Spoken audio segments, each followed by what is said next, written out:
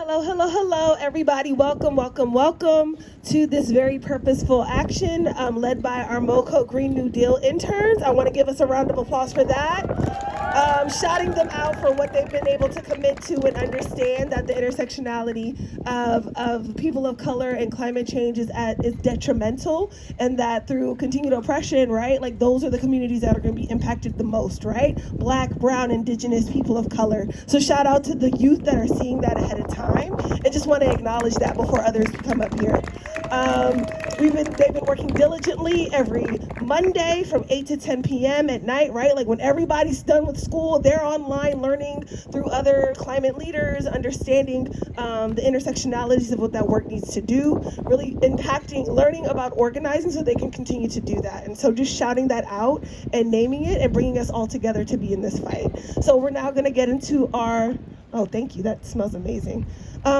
So yes, we're coming up, but just wanted to acknowledge our youth that brought it together today. Thank you so much, everyone. So before I get into the speech, I just wanted to give a few more shout outs. So give a shout for the GND interns. The Indigenous Environmental Network. Activists from Declare Emergency. Sunrise Rockvillers, Extinction Rebellion and 350 MoCo, and Julius Wells Middle Schoolers. So I've known a lot of you for a long time, but there are activists here that don't know me. So I'm 13, I'm Rosie, and I'm 13, and I'm a climate activist with Sunrise Rockville. I also have been leading Fridays for Future climate actions at my school for the past 4 years. We have a group that walked over here from our middle school, Julius West, that just joined the fight for climate justice, and we're so glad to have them here. We're also honored to have the Majeezy Caravan and the Indigenous Environmental Network here with us today. We are honored to be in solidarity with Donald Pt2 of Declare Emergency, who shut down an oil pipeline in Washington State. Yeah! And Indigenous activists who protested Line 3 oil pipeline in Minnesota. And again, thank you to the GND interns and Jim Driscoll who organized this action. Because when we fight for climate justice, we work in solidarity with other political movements that are also working towards justice. The climate fight is in solidarity with the fight for Indigenous people's rights. The climate fight is in solidarity with the fight for racial justice, LGBTQ rights, women's rights, voting justice, economic justice, racial justice, labor justice, union justice, climate justice. All of the activists here today work in solidarity with students to fight for climate justice for the youth of Montgomery County. And fossil fuels drive a vicious cycle of imperialism, colonialism, and carbon reliance. When Putin invaded Ukraine, fossil fuel execs and their pet politicians called for more drilling, more fracking, and more pipelines on indigenous land. But fossil fuels are not the solution. Fossil fuels are the problem. Because it's payments for Russian oil and gas that fund the war in Ukraine. And it's our banks that are funding oil pipelines that destroy indigenous land. Money spent on any fossil fuels is blood money. Fossil fuels mean climate change, destruction of ecosystems, and destruction of democracy. So, show me what democracy looks like. This is what democracy looks like. Show me what democracy looks like. This is what democracy looks like. Show me what democracy looks like. This is what democracy looks like. We can and must fight for both justice and climate action. We are here to demand bold new action on climate from our school system. Because of our activism, the school board committed to this year to reduce carbon emissions 80% by 2027 and 100% by 2035. But they are not taking action to make that a reality. Only 38% of MCPS's energy is purchased from renewable sources.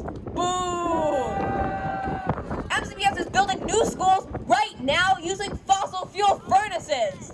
Boo! Solar panel installation has made almost no progress, with solar energy at just 17 of 209 schools. MCPS's inaction hurts their students, and the heat and extreme weather hits communities of color and low-income families harder. It's time for MCPS to act on the climate emergency. So here are demands for MCBS to enact immediately. 1, buy only renewable energy. That means solar power, wind power, geothermal. 2, electrify all new buildings. That means stopping using fossil fuels for heating and cooling. 3, install solar panels on every school rooftop or parking lot by the year 2027. 4, increase energy efficiency, which will save money always. 5, demand state and federal funding to retrofit gas-heated schools with electric systems.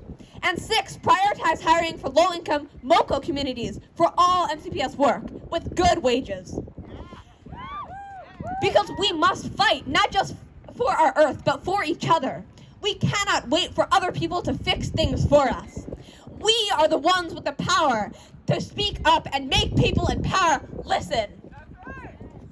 Scientists say that the window of opportunity to slash our carbon emissions and save the planet is very short. In about 9 years, climate change will be irreversible, with global warming and ecosystem collapse that is beyond human control. We don't have any time to lose. The oceans are warming at the same rate as if 5 Hiroshima bombs were dropped on the ocean every second. The UN's IPCC report says that we need to keep global warming below 1.5 degrees Celsius to avoid catastrophe.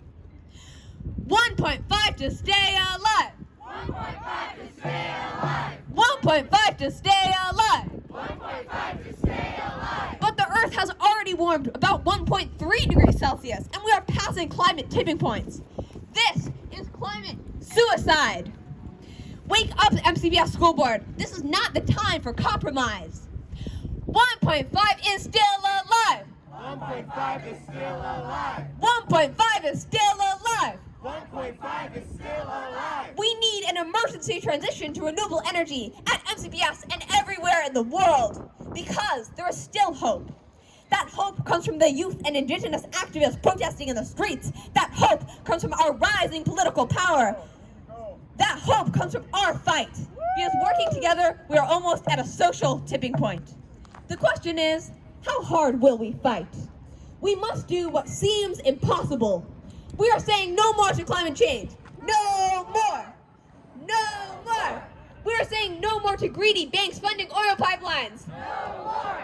We are saying no more to politicians who ignore the climate emergency. No more. This is our future. We will fight. We will win.